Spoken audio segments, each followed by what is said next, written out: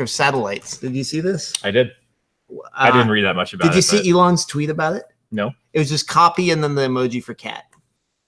He tweeted Jeff Bezos. I see. And I guess it's a very expensive copycat. And it's $1 billion copy, multi-billion dollar copycat. Yeah. And I guess at some point last year, Elon flew up to evidently SpaceX's satellite development facilities in Redmond, Washington, which seems like maybe a bad place to do it if you don't want your staff to get poached by Amazon. And Elon flies up there in a rage last year and fired 7 top managers. And then all those top managers went to Amazon. They hired them, and they're running Amazon's Starlink knockoff. So there's your Elon Musk drama for the day. They all really want to get into space. It makes me a little nervous that they want to spend so much time. It's like they know something about Earth we don't know. Like all the billion. It's literally like if you turn that into sci-fi writer, it would be like a little on the nose. But like the billionaires really want to get off this planet. I grew up reading sci-fi about billionaires in space and their floating palaces and Well, spice billionaires or real billionaires? No, I mean I read those too. Okay, no, the real billionaires, like Ben Bova was, back in the day, was kind of he was the editor of I think Asimov for a long time, and a lot of his sci-fi. Shall we get started? Yeah, let's do it. Okay. Hey everyone, welcome to Repair Radio. I'm your host Kyle, and I have a new host with me. I am Kevin Purdy. And Kevin joins us from Wirecutter, where he has been writing all kinds of consumer recommendations, telling you which things are good to buy, bad to buy. The best for most people. The best for most people. There you go. And we're excited today. We're going to have a special guest, Representative Jeff Morris from Washington, where we've had the right to repair bill both this year and last year, and he's going to tell us, give us an update on the bill's status and tell us what's going on there. But before we have Jeff on, tell me a little bit about Wirecutter. What the heck is it?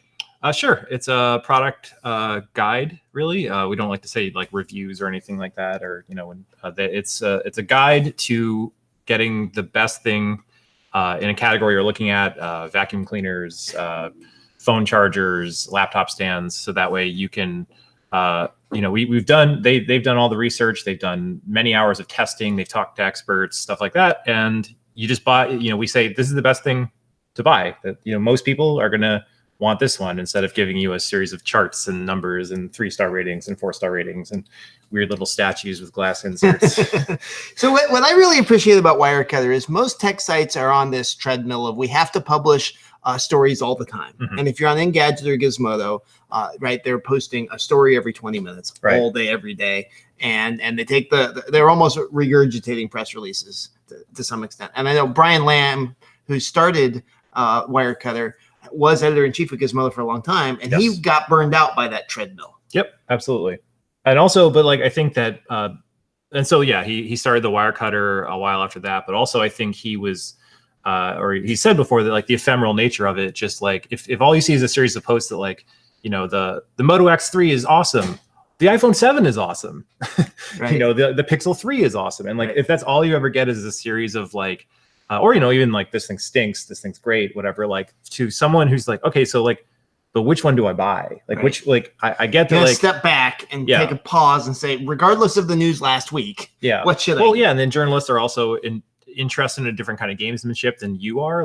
They're this really shows that Apple has lost its way. But to you and me, it's okay, well, great, that's a good maiden narrative, but should I buy it?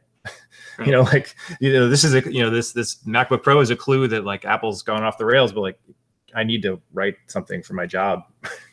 Should I buy this thing that is, a totem of a wayward company or a triumph of the, Google engineering or whatever? Do I buy it? So he it's a much slower pace at Wirecutter. I mean, and these are very long reviews. I got to admit, I have a hard time reading an entire Wirecutter review. Okay, fair. How many words is a typical review? There are some that go to 12,000 and more. And so if you want to read 12,000 words on the best mid-range headphones to buy, or kids' headphones, will set you up, or kids' headphones, or budget earbuds or whatever it is, there is a 10,000 word column for you with extensive research. Yes, but you can also just see what we've picked and believe that all that stuff is down there. You know, like we're never gonna like fake it. There's always like lots of interviews and research. Have you done any? Do you have any idea how many people are just clicking the thing rather versus reading? Very smart people who work at the Wirecutter know that number. It's very, I don't know, metricized is not a word. Yeah. It's very quantized what that number is, and it affects the way we design the page and stuff like that. But that's generally how I interact with Wirecutters. I look and see what the recommendation is. I scroll down and read some of the things that you read. And then almost reverse pyramid style, AP style, where it's like, here's the most important thing, and if you want to keep going. Right. So I feel like there's a moment for me, usually about 2 minutes into reading a column, where I see some tests that they did, and they're like, okay, that is over the top. I'm done. You remember what is the most over the top test that you were involved in? I helped out my former coworker Nick Guy.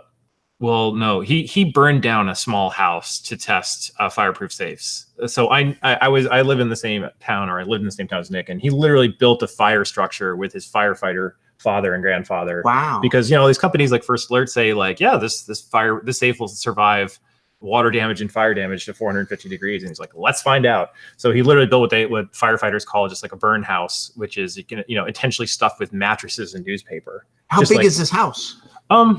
It's like like a dog house or a real house? It's like a backyard shed, like the shed you shove your lawnmower into or whatever. Yeah. And then it just burned and burned.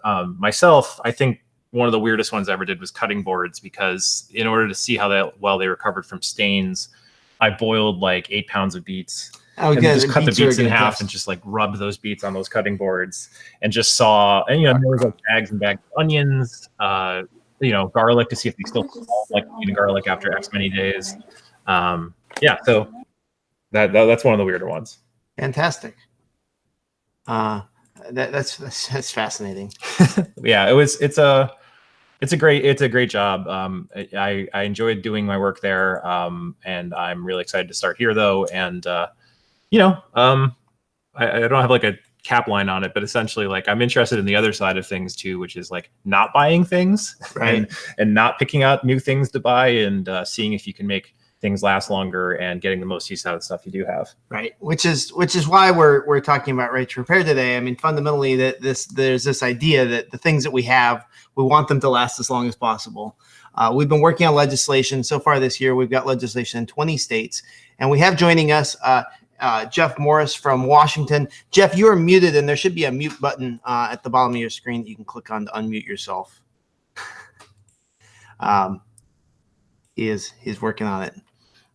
But Washington has really been a leader in the right to repair space, and it's been interesting to see how it has kind of moved through the legislature. We had a hearing last year in Washington, and the bill made it out of committee, which was really exciting. But then it stopped, and so then we had the bill introduced again this year.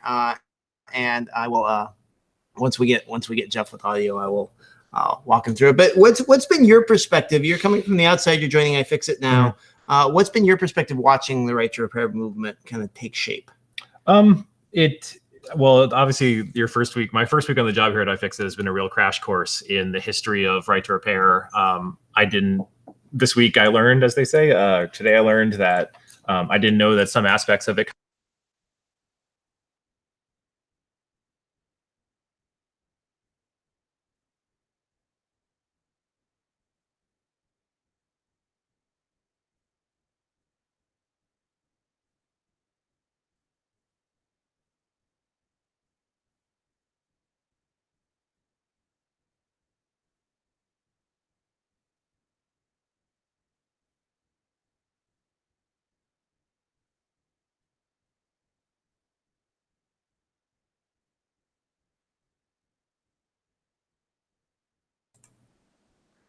over time, as the obstacles have kind of broken loose, it's been interesting to see. Jeff, I think we have your audio now. Signed in. Yeah, I think we're live. Sorry about that. That's totally okay. So you're live on Repair Radio. Very excited to have you here. I'm Kyle, and this is Kevin. And you may remember we met very briefly last year when I was up in Olympia. I do, actually. Thanks for making it out for that hearing. It was a great hearing. Absolutely, that was fantastic, and we of course we were up there, again this year. Tell us a little bit of the background to how you got into Right to Repair. Yeah, it's actually a great story about how the legislature and state capitals is supposed to work. Basically, I had a right to repair shop a repair shop owner in Bellingham, Washington, who wanted to have coffee with me, and so I met him for coffee, and he talked to me about some of the right to repair legislation that was going on around the United States and different states back in Iowa, I think, and some other of the eastern states. And he was talking about his business and how he was having problems increasingly getting parts to repair certain phones, and how much more difficult it was with the newer versions of phones to actually repair them without breaking them. And also shared his experience too about some of the newer products like iPhone 10, which I'm talking to you on right now. That in a lot of cases, the batteries were being glued into the case, so that you basically had to destroy the case in order to replace the battery at some point. So we talked a bit about planned obsolescence.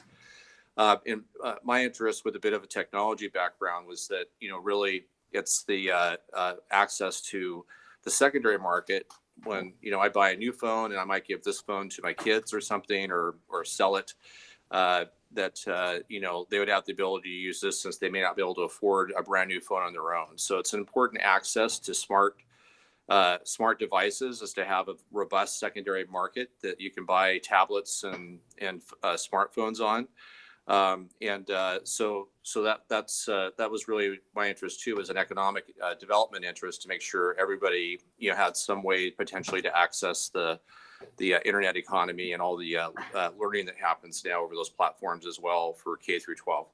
Fantastic. And I mean, certainly access to education is something that has been really near and dear to our heart. We have a lot of schools using all the repair information on iFixit to repair their things.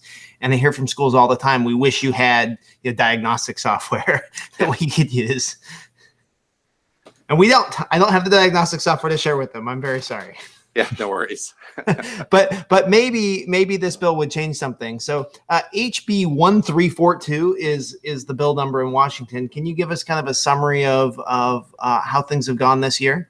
Yeah, I mean, we had a lot of high hopes that we were going to be able to move it out of the House to the Senate this year, and then take up trying to work it through the state Senate.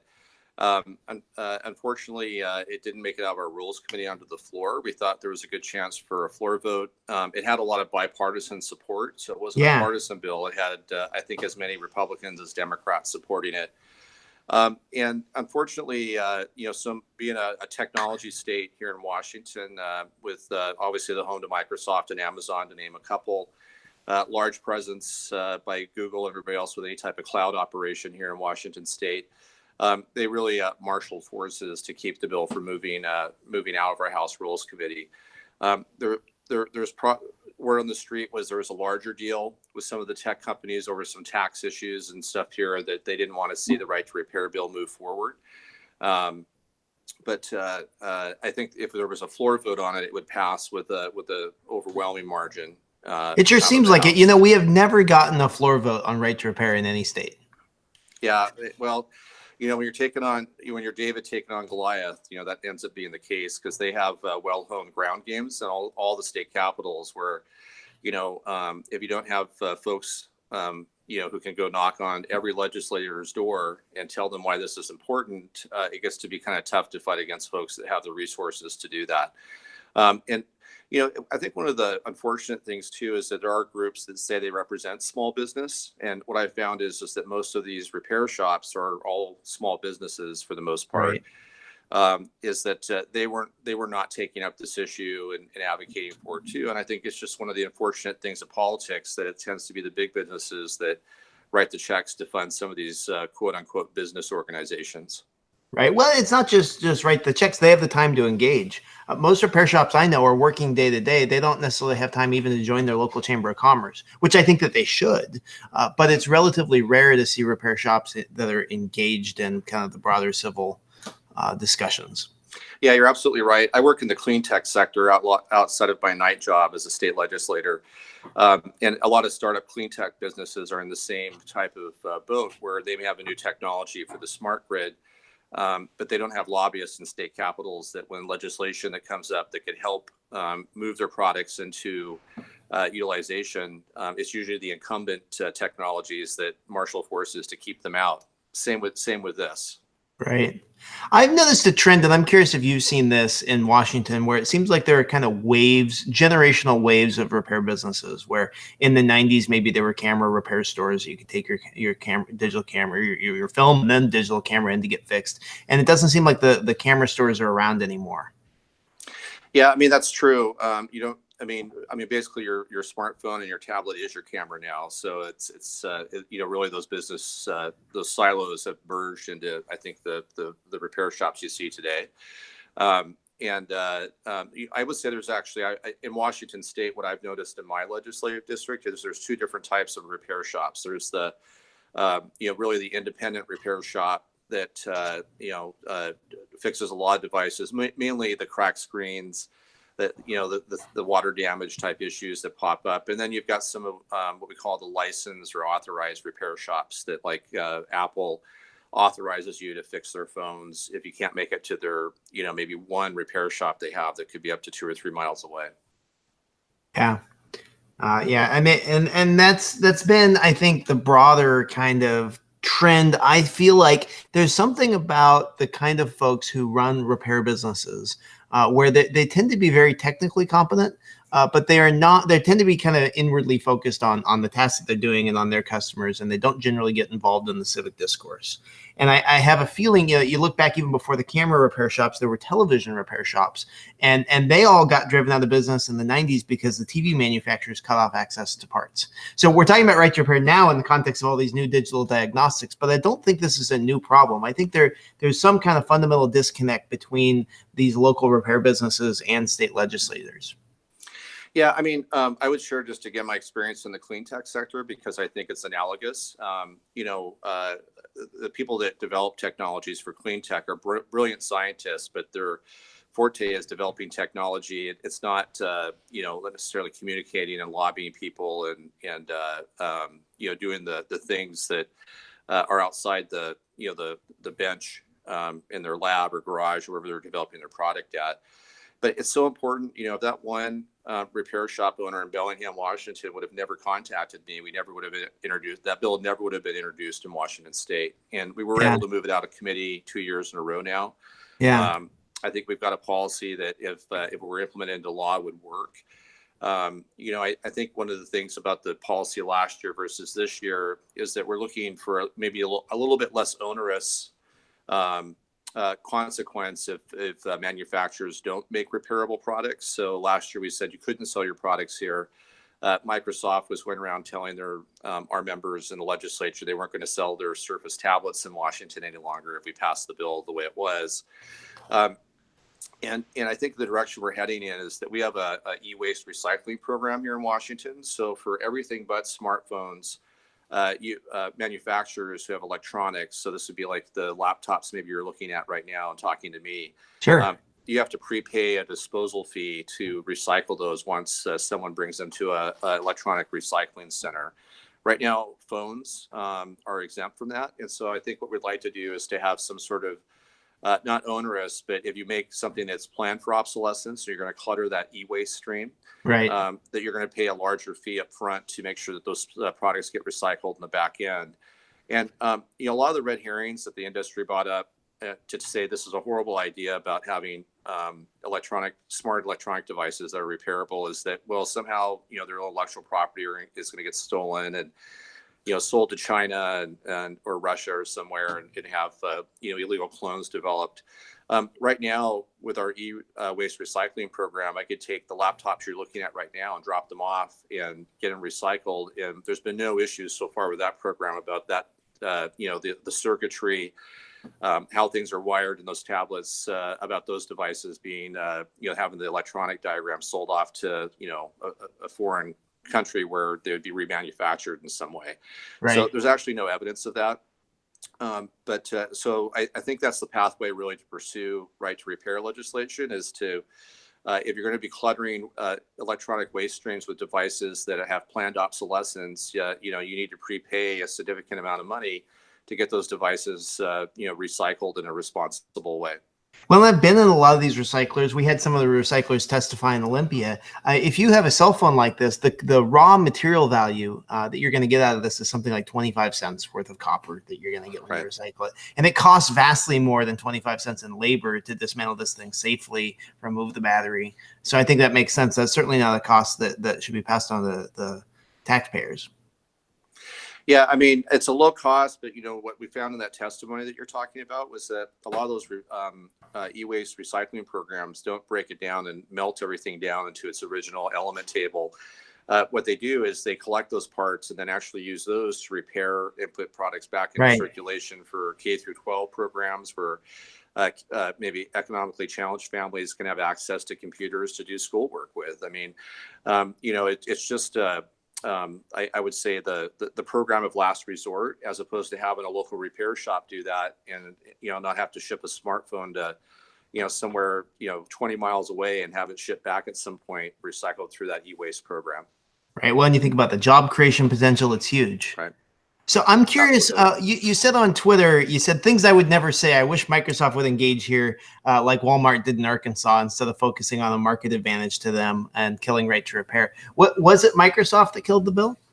Well, I mean, the word of the street, and I can't confirm or deny this because I've not seen a smoking gun laying around, but there was a tax proposal here to raise some taxes to pay for STEM education at the university level, that there was a large package that maybe was agreed to have Microsoft support that tax in exchange for them supporting that, having right to repair die. There's a privacy bill that they're trying to get through that some people think may give them a market advantage in some place around data privacy, in a law that's different than what Europe has adopted in the GDPR law, which is the General Data Protection Regulation that Europe's adopted.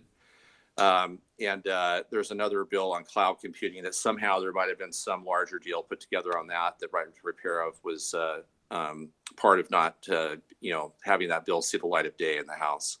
So this feels to me like there's deals that happen in smoke-filled rooms behind the scenes that we never really know. I mean, at least to me, being kind of a novice, being just a repair guy, I hear about deals happening in the Rules Committee. Is the Rules Committee the smoke-filled room, or is this happening somewhere else? Well, every legislature is organized a bit differently, but the Rules Committee is usually where leadership for a given caucus, that's where they start dealing with issues. They usually don't interfere at the committee level where the actual policy work's done. So, policy work's done in committees. Politics happens in rules. And usually before stuff comes out on the floor, that's where you kind of see a political judgment happen versus a policy judgment. Okay, and that's totally fair. And I feel like to some extent, we have all these repair shops. We got consumers, grassroots. These are not necessarily people who have extensive political experience and certainly don't have the lobbyist connections. Do you think it's possible for us to get this done? Yeah, I mean, if not for this kind of grand scheme or this, I guess, convergence of these different issues this session, I think that we definitely would have had a House vote. There's definitely a large plurality of members in the House that would support it. And then we could take up the argument with the Senate. Typically, over the years, what we've seen in Washington State, in other legislatures too, is that because the demographics of a House versus a Senate are a little bit different as far as age and background goes, that typically technology issues have an easier time in the House and a tougher time in the Senate. So that's usually where the bigger fight ends up happening on some of these issues. So we very much would like to get over there to prosecute a policy argument about why this is good for the economy. We've got, I think, people across the board where this isn't so much a partisan issue. It's really kind of that David Goliath type issue, right? You got strong, powerful, well-funded interests. And you mentioned something earlier. I know I'm rambling here, but there's something that in the tech world that people call the kill zone for these large corporate entities, where if you get a product or an application or whatever it is that's too close to supplanting what some of these product lines for these large tech companies are, they tend to come in and kill those products off. So. I think I've seen Elizabeth Warren use the example somewhere, and I may be wrong that was her, but If you have a great app in the Apple Store, for example, that's displacing something they're doing, they'll either It's a little too close to what Apple's doing. Yeah. Right. They'll try to buy you, or they'll prohibit. They'll move you off their Apple Store site. And Right. that's that kill zone. Amazon just bought Eero, which everybody said was their favorite Wi-Fi router. Was that recommended by Wirecutter? It is a pick, yeah. It's a and we'll see. I mean, hopefully Amazon will turn it into a product, but I bet you $1 it has Alexa built into it at that point. Yeah, and again, I think what we try to do as policymakers here is to try to get policies that let innovation happen and commercial relationships develop. But obviously, when you get someone that's got too much market power, people realize that being vertically integrated and controlling the lifespan of a product is more profitable than making a Chevy engine that's going to run for 40 years. Right. Well, and this is something that I wonder, because we're talking about regulation, we're talking about passing laws, but we're really talking about how do you ensure that there's a free market out there. And I'm curious, what do you see as the role of regulation in ensuring that the free market exists and is fair? Yeah, I mean, that's always the for lack of a better term, the sweet spot you're trying to get. And we did a 3-year process, and we were the 3rd state to adopt a biometric law a few years ago. And I think that's a good example of trying to get that nexus of in a sense, guardrails on a highway of what the preferred activity is with a given technology, and then to let that technology innovate and grow, but yet having some rules of the road, before you have a behavior that you don't want to see develop. So on biometrics, the philosophy there, to use it as a metaphor, you can join underneath our biometrics law. You can join any commercial relationship you want and give up your biometrics, but you will always have joint ownership over your biometrics, meaning they can't sell those biometrics without your permission. If you leave the relationship, so like with Amazon and Alexa, your voice imprint is a biometric. At this point you leave and you're not the Amazon customer anymore, they can only hold that for as long as legally necessary. Then they have to destroy that data. So they can't turn around and sell that 5 years after you leave to, some sort of bundler that's going to aggregate up a larger commercial demographic of you. So right. That allows biometric technology to develop and innovate. It allows you to join relationships as a customer, but you have rights to your own biometrics that can never be signed away by a EOLA agreement. You didn't know what you were hitting when you hit agree. Well, these are the kinds of things that the consumer doesn't necessarily have the ability at the time that they're deciding to use Alexa, for example, to know what the full lifespan of their biometrics are. And so it's hard. You could say, the pure free market as well. If you don't trust Amazon's handling of your biometric data, well, just go with Google. Mm-hmm. But in the market, it's really hard for customers to actually be informed and make that choice. Yeah, it is very much so. One of the things we did in our biometric law is that you can't bury biometric data as in a EOLA agreement. You got to bring it up prominently and have it stated simply separately in layman's terms, instead of legalese to how to move forward. And, that was one of the things we're looking at with the right to repair bill. If you have products that are repairable, is actually having people mark that or make it a requirement that if you're going to sell a product that's designed for planned obsolescence, there has to be consumer distinction somehow on the packaging or something, at least in Washington State, that you can get the device repaired after the warranty runs out, and not necessarily by the manufacturer. Yeah, it's very frustrating when you buy a product and you see all these great guides replacing the battery online, and then you crack it open only to discover like, oh, actually they've done everything they possibly can to make it hard for me to upgrade this thing. And like you said, that there's nothing there to tell you that, and also there's nothing, and very few people have time to bring their lawyer to their kitchen table to read over the EULA with them about the laptop they just bought for work. Right, and consumers too, if you're at the bleeding edge of always buying the newest best thing, you know that you're probably gonna get rid of a device within 2 or 3 years. It's really protecting a right for folks that can't buy the best smart device as it comes out every time, to have access to these devices, to access to not only the local economy but the world economy going forward. And I think even those front end adopters who always buy the new best thing, if there were just some simple distinction that this is a repairable object. I mean, basically the batteries, if anything that's got a lithium batteries have a shelf life of X amount of time, right? The more heat that it's exposed to, the shorter period it's going to last. So up front, if you know that that's something that's replaceable in the device, it's not going to be technology obsolescence that makes that device obsolete. It would just be the battery. Yeah, it's just a wear item. It's like the tires in a car wearing out.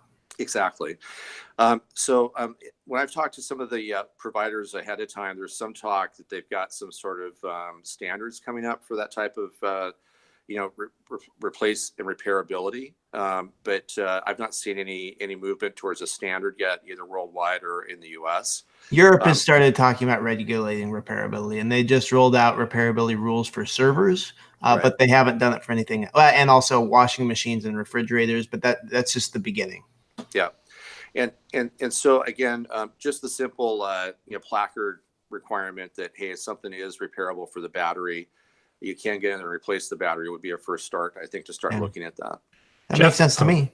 Jeff, if a bill made it to the floor and people had to up or down vote on it, do you have any idea of what arguments opponents of this bill would make in full view of the Twitter using, Facebook sharing public? Like how, there's ways you can kill the bill in committee. There's, like you said, there's some, or alluded to, that there are deals that can happen in the rules committee and chambers and whatnot. But like, do you have any idea of what the actual floor discussion or the legislative discussion would look like?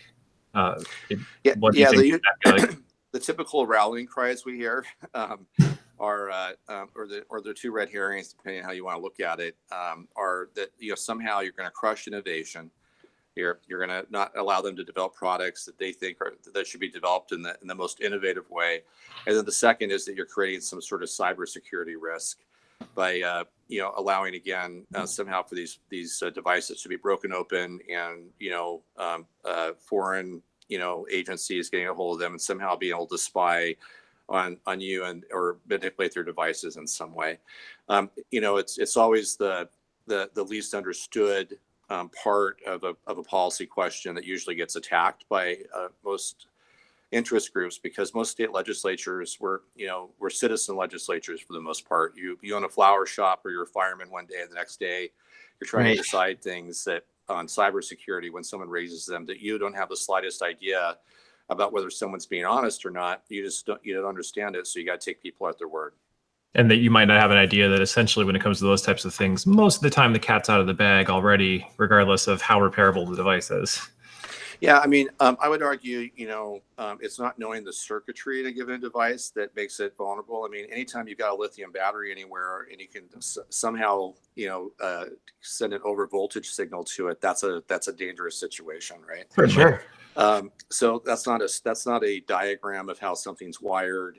It's not showing how you utilize space to make a device smaller and smaller with more ability in it. Most of the vulnerabilities for spying or using something as a weapon are more rudimentary than that. But again, that's what we hear time after time in a committee hearing is that, well, if you allow this, basically we're going to end capitalism as we know it, and we'll give away all of our best technology to places where the kind of English rule of law does not prevail. Right. Well, you would think if that was the case, then the existing automotive right to repair laws would have already given our automotive secrets to the Chinese. Well, right, too. And I think that type of espionage question is something that is different than being of concern of what's available to your consumers in a state. Right. That's a federal issue. That's a border issue. Yeah. This is just about diagnostics and repair manuals. This is not the secret keys to the kingdom. Right. I mean, I don't think the Bellingham repair shop owner that contacted me about this, a couple of years ago is a secret sleeper cell for the Chinese government. All right. Well, it sounds like we're dead in the water in Washington for this year, but super appreciate your efforts. Yeah, we'll be back at it next year for our session starting in January. And without these other issues in the way, I'm still really hopeful we can push this forward and get a reasonable policy in place to make sure that we have products that can be repaired. We're not cluttering the electronic waste stream up, and people have access to smart devices.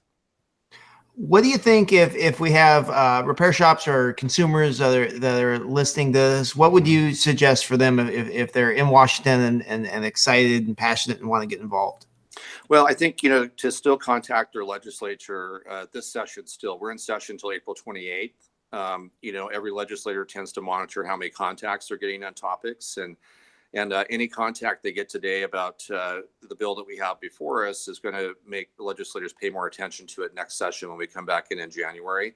That bill will still be alive. It's still the same bill number will be used. Interesting. That bill's alive until the 2-year term is done. So any bill that doesn't pass this session is automatically alive in the next session. Got it. As we go into it. And that is HB 1342. If you want to write that down so you can call your rep and reference it, it makes it easier when they're tallying the totals. Yeah, absolutely. And, for a lot of legislators that don't have big tech companies in their legislative district or, having people that are being impacted by this, like the repair shop owners, like people that want smart devices at an affordable price, a lot of members, if they only get 10 or 12 contacts on an issue, will look at that and decide how to vote on it, on not knowing anything else. If you're not in the policy committees, your vote ends up being a faith-based exercise sometimes, just upon what the committee people are telling you about the policy and what you've heard from your constituents. Well, and people are impacted when they don't have access to phones that don't cost $1,300, right? Exactly. I imagine that having a wider variety of trustworthy devices that could be fixed in a good way helps everybody when you have access to a wide range of prices on phones instead of what we're seeing lately, which is new phones hyped that cost, in excess of $1,000 and whatnot. Yeah, absolutely. And I just want to go back to where this all started for me. It was one person that took the time to say, would you meet me for coffee and talk about right to repair?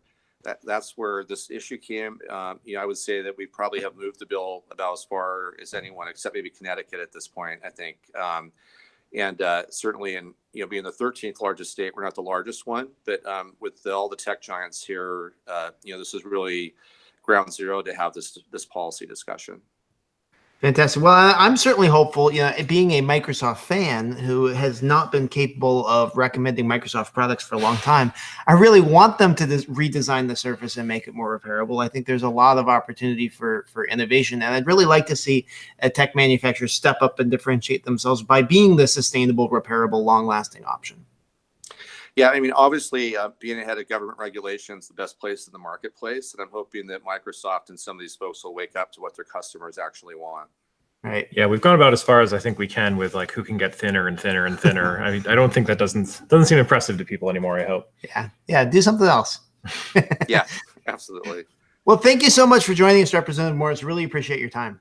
Yeah, thanks for all your work on this topic. It's so important, I think, for us as a nation and a state. So thank you.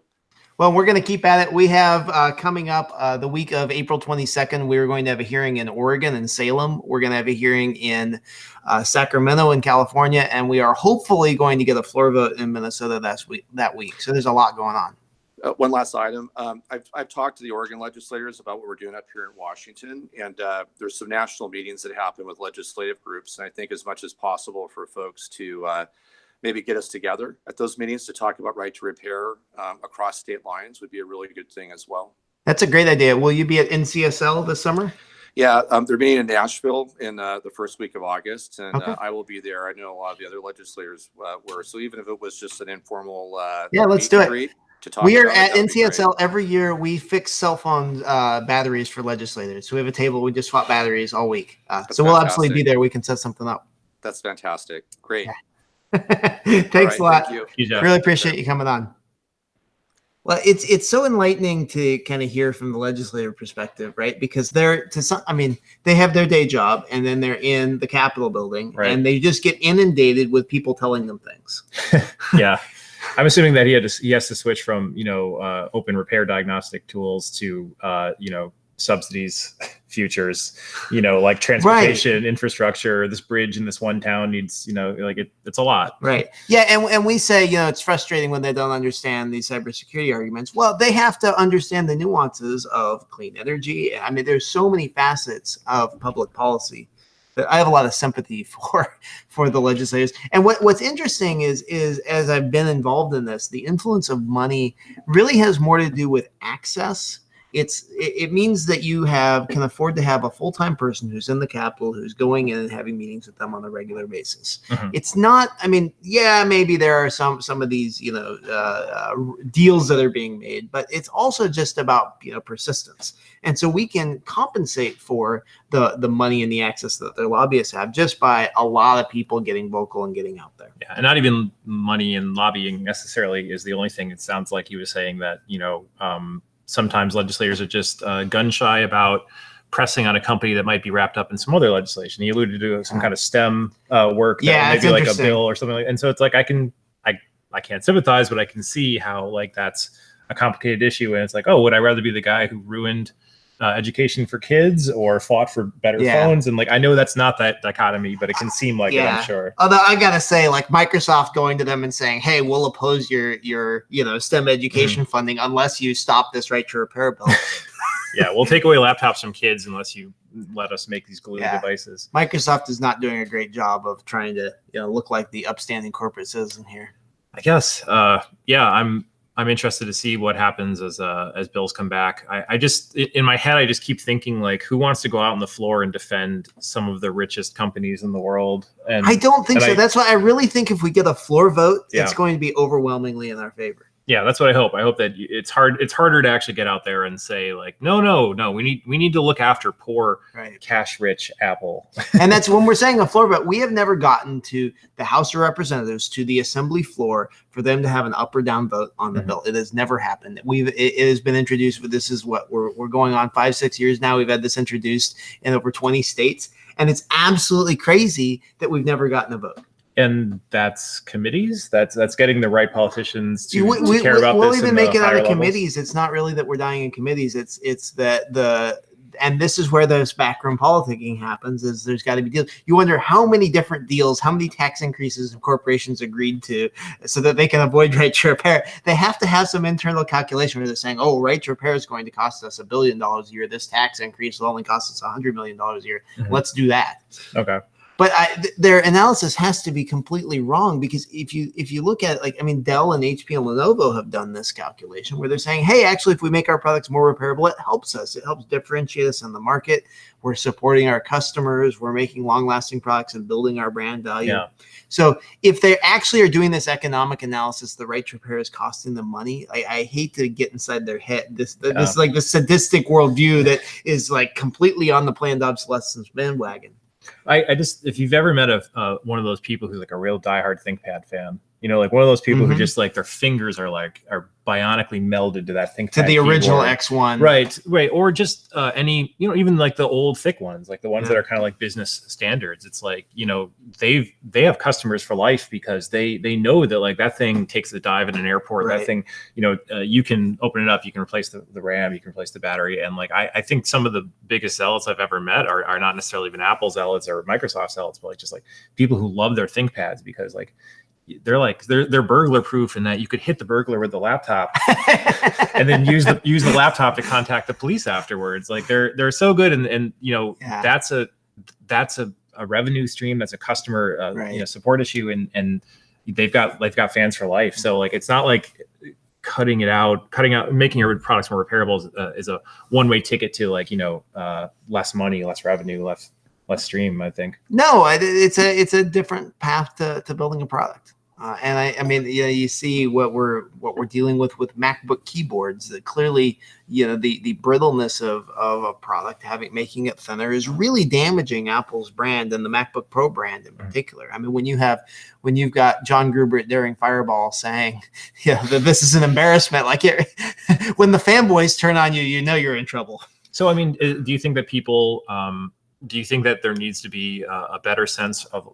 Do legislators need to feel that more of their districts, and as Jeff was saying, in non-tech heavy districts, because like you can pick off Seattle, San Francisco, New York, but like, do people in non-tech heavy districts do their legislators need to hear from them about how this affects Yeah, them. no, this is very much a nationwide global phenomenon. And unless citizens, get out, get engaged, talk with their reps, it's not going to happen. That really, that's the only the public, all of you, everyone who's listening and is a member of the iFixit community, we are really the only antidote there is to the corporate influence. Unless enough of us get out there and get involved, it won't happen. Right.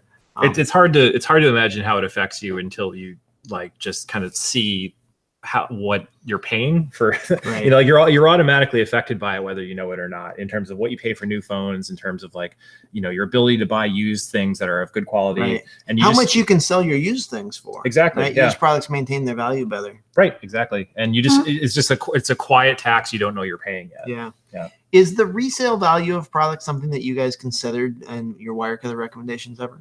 Yeah, I mean, it's something where it's everything at the Wirecutter is a balance. We're never going to pick the best looking product. We're never going to just pick the whatever. But it's come up. I know, especially on the PC and laptop side. If we don't consider it, our commenters and readers will definitely let us know about it. That we've picked out the Wirecutter is not afraid was not afraid to walk back picks or reassess them and say it turns out people really don't like that this thing is eminently breakable this one way or whatever. So yeah, it's something that, especially with our guide to business, the guide to business laptops is very much focused on repairability, because we know that that's a thing that you've got your whole and you've got your whole livelihood in this device. Right. I mean, most of us do anyways, but especially if it's you've got your sales rep, you've got everything in there that you need to do your job. Right. Repairability is super important. So I know that's consired there. I think so we had an issue here in the office yesterday. Oh, yes. And I wasn't in the room. I just heard about this. Mm-hmm. Why don't you tell me what happened? Oh, well, there's a coffee spill, a direct onto the keyboard coffee spill, and how much coffee are we talking about? A large amount, a significant volume of ounces. And so I know, I heard about this afterwards. Venti size-ish. Kelsey is over here saying it was a lot of coffee. Okay. Yeah, and so it was I tweeted about it. It was like being at the fire station, or if you've ever been in a fire station when a fire alarm goes off. Imagine the scene in Ghostbusters when everyone's excited to go down the pole and try out the van for the first time, because a bunch of people sprung into action. Open up that MacBook, isopropyl alcohol, which this week I learned is rice does nothing. Rice is for dinner. Rice is rice is for dinner. Isopropyl alcohol actually displaces the water and gets it out of there. So yeah, they worked as hard as they could. And one thing I'd note that is possible with that, so that was one of these 2012 MacBook Pros. The first thing we did while we were working on fixing it was take the hard drive out, put it in another MacBook, and the poor victim was back to work within half an hour. Absolutely. With another computer while we were working on fixing the one. But didn't drop a minute, signed back into Slack, didn't drop a thing. But you imagine if that had happened with one of the newest MacBook Pros, that wouldn't be possible, because the storage is soldered to the motherboard. Right. And so that unfortunately allows companies to sell you a variety of things that you think you need now, total backup, total online backup at all times. Because you're just that as soon as you lose your laptop, you're going to move to the cloud because we're going to force you there. Yeah, exactly. So speaking of things with soldered in storage, we have a question from Robert in the chat. Robert wants to know, what is the best iPhone to get if I wanted one? And that feels like a very Wirecutter question to ask. Oh, man. So if I wanted to get an iPhone, and I think we can have a little bit of a debate, because I have a feeling you have a different opinion than I do. Yeah. So let's find out your personal recommendation, then we can see what Wirecutter is recommending.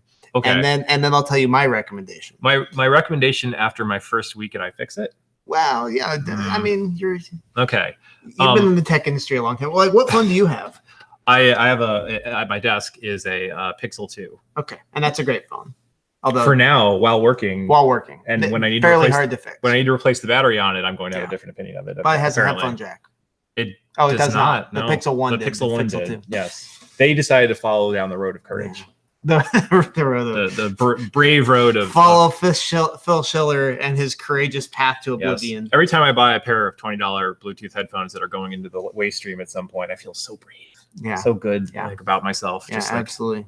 Accumulating small, tiny lithium ion. All right, so we pulled up the Wirecutter, and the Wirecutter is recommending the iPhone XR at the 128 gig size. Okay, because you can't add expandable storage, so you got to pay for more storage up front. How much? So that's an $800 phone off the shelf. Apparently, yes. Without a headphone jack. Yes. And if you water damage it after your, waterproof seals wear out, you're going to have data loss. Well, speaking of services they demand you buy, that's why everyone gets AppleCare.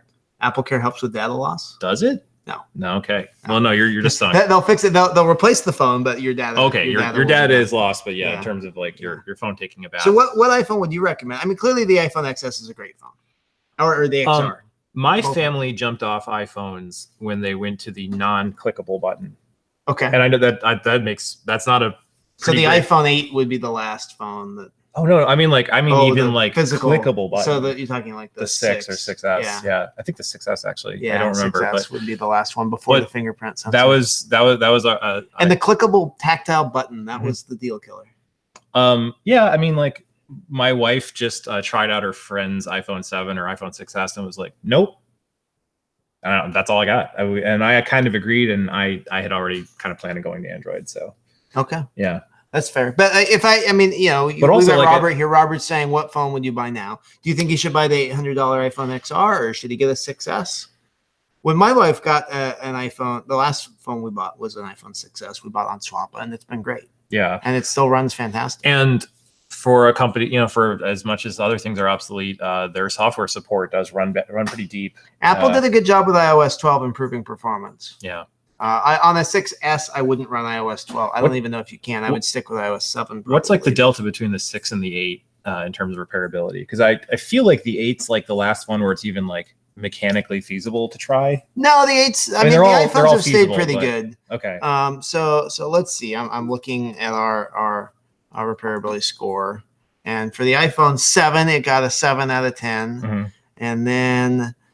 iPhone 8 we downgraded to a 6, and I think we've stuck it at a 6 for so the iPhone XR. So I mean, and there's some, but a 6 is still super serviceable. I generally say if it's above a 4, it's something you can do without prior experience. Yeah, I always feel like, I mean, my personal metric is like, how important are photos to you, and like.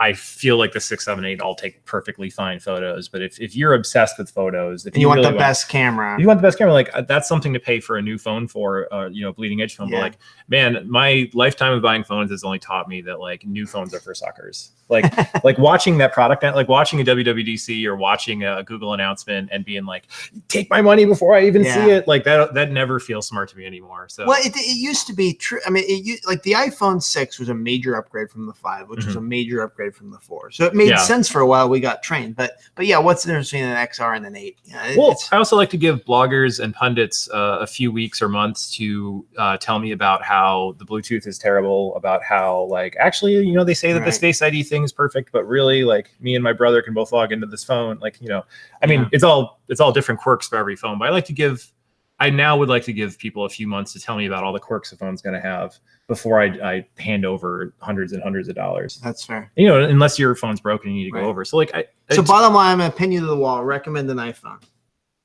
7 or 8. 7 or an 8. I mean, unless you, like I said, pretty much the 7 or 8, and then the upgrade pick is my personal upgrade pick that I do not monetize is a newer phone like an XR or an XS if you're really into the camera. Okay. And so my iPhone recommendation is the SE, which Apple still sells. They're $249. Yeah. It fits in your pocket. It fits in your hand. It's the right size for a phone. It's not massive. I like my Motorola, but this X4 is about twice as big as it should be. And the SE is the perfect size for a phone. I actually like the Touch ID sensor, although one problem with the SE and that design was that when you open it up to repair it, you have to be kind of careful with the flex cable. But as long as you're careful when you're opening it, fixing it, it's a great phone. It's very easy to replace the battery on. And Apple is selling them online now for $249. And this is weird, but like I live in Buffalo, New York, and we get about 8 solid weeks of great weather where you can bike around without a jacket on or whatever. So a few of my bike friends love phones like either the SE or the small phone because like it's just something you can actually put in your leg and then still move your leg. Yes. And you don't feel like you're actually that drives going to me crazy your all the phone. time. I feel like if I'm doing exercise or I'm running or something, I have it in my pocket, I might break it. Yeah. Like the bigger phones are more brittle than the smaller one. Yeah, and also just it literally fits in your pocket. And you don't feel it like weirdly like training you by keeping your thigh down because it's this giant slab you've decided to mount to yourself. So yeah, I'm on the small phone train too. My dream iPhone would be an iPhone SE with the exact same form factor, with a new camera and a new processor, and nothing else changed. Or just like a spec bump for the Just SE. a spec bump for the SE. That's all I want. I would like to see that too. Which is, the rumor is with the Pixel 3a, it sounds like that's kind of what that is, that's a smaller version of the Pixel that maybe will have a headphone jack, the same to developing markets. That'd be great. A new Pixel with a headphone jack. But I said that would be great. Yeah. The SE, by the way, has a headphone jack, where the phones that you recommended, none of them do. But you can, I'll let you. The Royal U, I do not. How many Lightning to headphone jack adapters do you have? Well, I have none. Well, but one does. You have to. One must have many. I went to Luke. Luke has a Pixel 2, and I had an extra USB-C to headphone jack adapter, and I gave it to him. He looked at me like I was giving him the greatest gift in the history of mankind. Like, this $9 adapter is going to save your life one of these days. Yeah, I mean, right. I bought all this USB-C stuff when my work laptop was a newer MacBook, and then like all of a sudden someone hands you this perfectly fine laptop that has ports for everything you need, and I have this whole bin of things that I no longer need because I don't need like a USB hub for my desk anymore. Like USB-C is such, or Lightning ports and stuff like that. They seem like the way forward, but you're like, actually, like just having stuff work when you plug it in is good. Absolutely. It's a good feel. It's a good feel. It's a good feel. No digital handshake. It's great. Yeah. Yeah. You can pry my headphone jack out of my cold, dead hands. Yeah. So recapping, this is a fascinating conversation. It's great to have a representative who's been on. We have freedom fighters across the country like Representative Morris. He's been really dedicated to making this happen in Washington the last 2 years, but there are dozens of legislators that have been involved in helping make right to repair happen. This is not us against the politicians. This is us and a lot of really fantastic legislators and the repair community all fighting up against this entrenched corporate machine. Mm-hmm. I like to say right to repair is something that all humans are in favor of. It's the corporations and they're the extension arm of the corporation that is the lobbyists and the lawyers that really are our enemy, not, I think, any people. Even the people, I have a lot of friends that work at Microsoft, and they all want repairable surfaces too. Yeah. So this is something that I think we can all get on board. The national scene. We're seeing right to repair roll out state by state. What are the key states right now? We got Minnesota. That's still the primary battleground. I think that's a viable bill that can still be affected by people working, calling, contacting people, especially if you live there, of course. But there's a vote probably around the week of the 23rd. It looks like. Yeah, it sounds like that week we will probably have a floor vote. We have made it out of 2 committees in Minnesota, so we didn't get stopped in a rules-like committee like we did in Washington. It's very possible we will get a floor vote, and if we do, this is a fantastic chance. So if you have relatives that live in Minnesota, if you have friends in Minnesota, even if you just want to go hang out on Reddit/r/Minnesota, it's a great community. It snowed in Minnesota last night, so it's still not time to go outside. So instead, spend time. Yes, absolutely. Yes, I have a friend who has a picture of a tree that just fell on their car. In the snow. So he can't drive anywhere anyway. So he might as well stay inside and call all of his representatives. Yeah, they should instead go to repair.org/standup. Okay. And we had a bunch of folks visit the Sacramento Capitol here in California last week, and actually this week on Monday, and had a lot of great meetings with legislators, a lot of people really interested. We're going to have a hearing in Sacramento on Tuesday, the 23rd of April. So if you're in the Sacramento area, please come down, check that out. Also in Oregon, for all of our Oregonian listeners, Monday, the 22nd, we are anticipating having a hearing. So it is going to be a very, very busy month. Also, the FTC has launched this investigation into nixing the fix, and they're looking for public comments on obstacles to repair. Mm-hmm. So we will post the link in the show comments, but feel free to write the FTC a story. They want to know what times and places have gotten in the way of your fixing things. Yeah, and you can just Google FTC nixing the fix, NIXING, the fix to get there.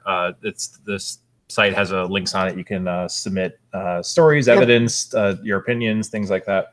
complain to them about glued-in batteries if you want, or a lack of diagnostic software. Tell them about the time you opened up your iPhone SE and broke your Touch ID cable. Your friends are sick of hearing that story, but the FTC is not. They are not. They're very interested. Yeah. Right.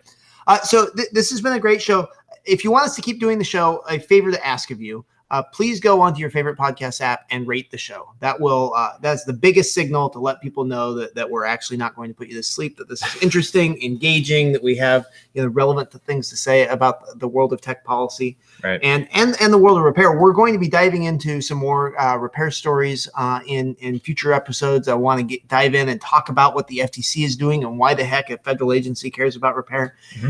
And also, we just want to answer your repair questions. So we're gonna do a stump the expert. See if you can give me some challenging repair questions. We'll see if we can solve them on the air for you. All right.